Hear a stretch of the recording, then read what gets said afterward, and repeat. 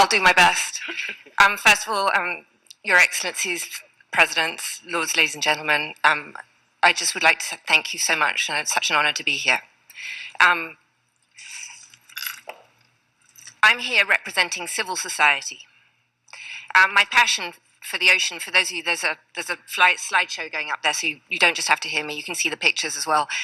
Started when I was a little girl. I grew up watching Jacques Cousteau on TV and became mesmerized with the oceans. It led to me becoming a deep worker submersible pilot.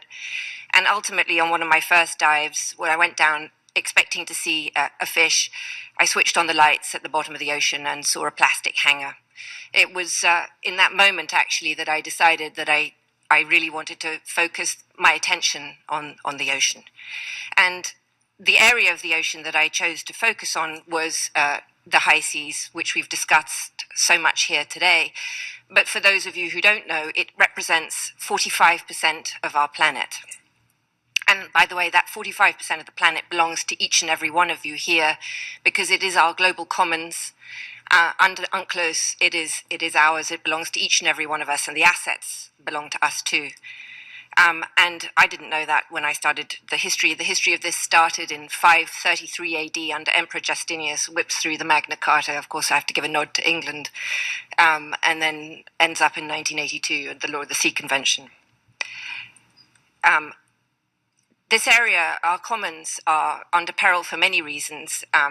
One of the areas that of interest that I'm sure many of you are aware of is the shrinking ice of the Arctic. This is an Arctic map, and you can see the little white bits, which are the high seas areas that will remain. The ice is melting, the Northern Passage is opening. This will just be one of the areas that need to be discussed and focused on in the time to come. What's the point of why should we really care about the ocean? So 90 million tons of fish caught a year, and about a third of the fish harvested are used to feed livestock. What that means is we're feeding that to our chickens so that they can taste more like fish. Unsustainable fishing practices, this is just an example of that, we're so clever as a species that we have advances in extractive technologies. This is a sort of map, or picture, if you will, of one of the largest fishing nets in the world that can contain 12 Boeing 747s, which is pretty big. The World Bank quotes, poor ocean management leads to approximately $50 billion in lost revenue annually. This is the actual tuna that was sold last year for $1.7 million. And I want to come to Palau, actually. As Karen said, 100 million sharks are taken out of the ocean, have their fins cut off, and for fin soup, thrown back alive into the ocean to die. And Palau, very brilliantly, closed their waters to shark finning soup, to shark finning, and ultimately shark finning soup, and turned what was worth about $200 per fin into something worth $1.9 million over their lifetime, as the president said so rightly, through tourism. I raise this again because it's absolutely vital that the combination between the use of our oceans, not only for the various reasons that both David Miliband said and Karen and others, for the oxygen and the food, but also there has to be a link between industry and the people and the use of our planet, so that all these things combine together to make a sustainable ocean, because without money at the bottom and without it's not going to work.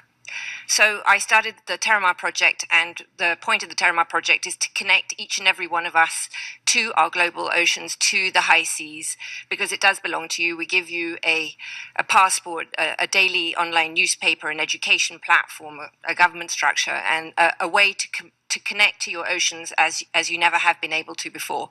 Fish do not vote, but we do. And if we do, and we tell our politicians that we want the oceans to become sustainable, then the goal is to have every politician end up with a policy framework and a decision on how they treat the oceans, and hopefully that will be sustainable, because that is what we, the people, want. A sustainable development goal at the UN is, I think, a fantastic thing. The United Nations is absolutely the right place to lead this. They are the only place that has this global reach. All the people can come together to create this goal that will then be the planetary mandate for the next 15 years of how we treat our oceans. So I really want the people, each and every one of us, 7 billion of us on the planet, to come together, to sign up, to get your passport, to make your voice heard so that the UN and each ambassador can hear what's what we want, and all politicians know that no sustainable ocean means we won't vote them back into power. If we won't vote them back into the power, then they're out. We'll find someone who will, to support the oceans. Thank you. Thank you. Ghislaine, thank you. So if we want to become part of your ocean community, we just go to Terramar Project?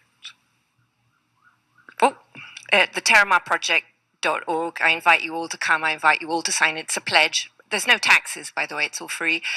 And all you're signing is you love the ocean, that you will spread your love of the ocean because we're a digital platform, and that you want the ocean to be sustainably managed. And that is the message that we, the people, the owners of the ocean, the owners of our planet, one species, one home, one common destiny, that's the message we're bringing here. Thank you. Thank you. Thank you.